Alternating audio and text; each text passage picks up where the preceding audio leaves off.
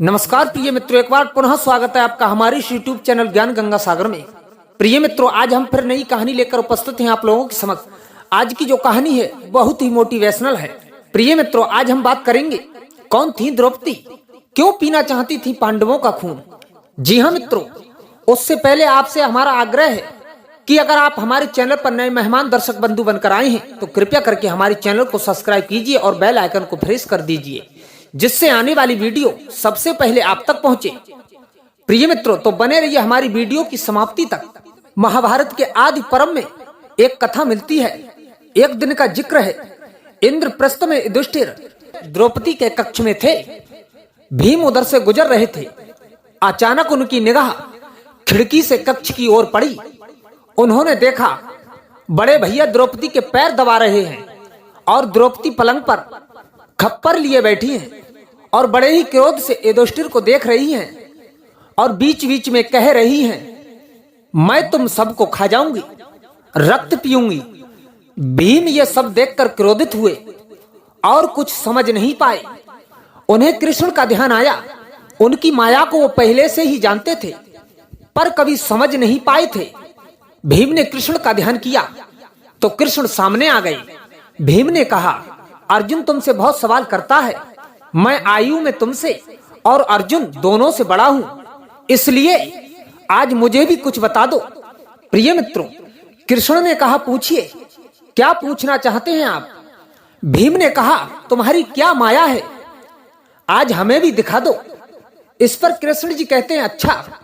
कृष्ण ने भीम से कहा, आज की रात चुपचाप आप वन चले जाइए और तालाब के किनारे पर एक वृक्ष है, उस पर बैठ जाइए। प्रिय मित्रों, भीम ने ऐसा ही किया। इधर आधी रात गहराई है और अचानक ही वहां पर प्रकाश फूटा और सरोवर के किनारे पर कई सिंहासन लग गए। थोड़ी देर के बाद में इंद्र, मारुत आदि देवी देवता और योग योगनियां वहां पर प्रकट हुई।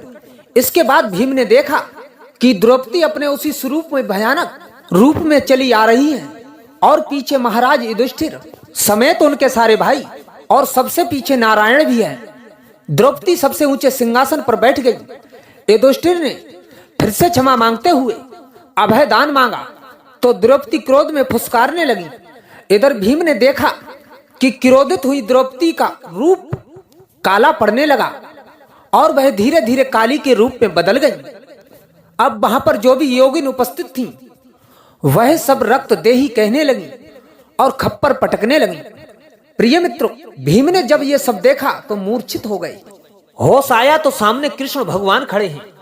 उन्होंने पूछा, क्या देखा। भीम ने कहा, आपकी माया। कृष्ण ने कहा, कोई उपाय है। भीम ने कहा, आप बताइए। कृष्ण ने कहा, आज दोपहर को जब द्रौपदी भोजन को परोसे और उस भोजन को खाना मत, छूना भी मत, और जब पूछे क्या चाहिए तो कहना एक वचन, क्योंकि भोजन परोसते समय द्रौपदी मना नहीं कर सकती। भीम ने ऐसा ही किया। पांचाली ने पूछा, क्या चाहिए।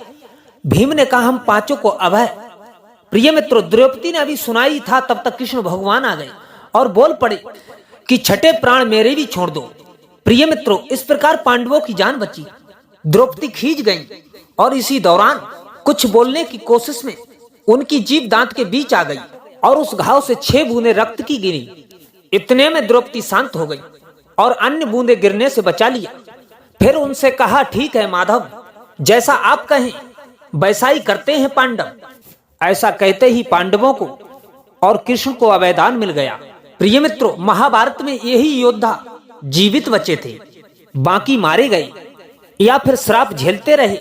युद्ध में अर्जुन के सारथी भगवान कृष्ण बने और कृष्ण काली के लिए माध्यम बने और काली कालरात्रि का अवतार लेकर महाभारत में खप्पर भर भर कर रक्त पीती रही। प्रिय मित्रों, द्रौपदी असल में कौन है।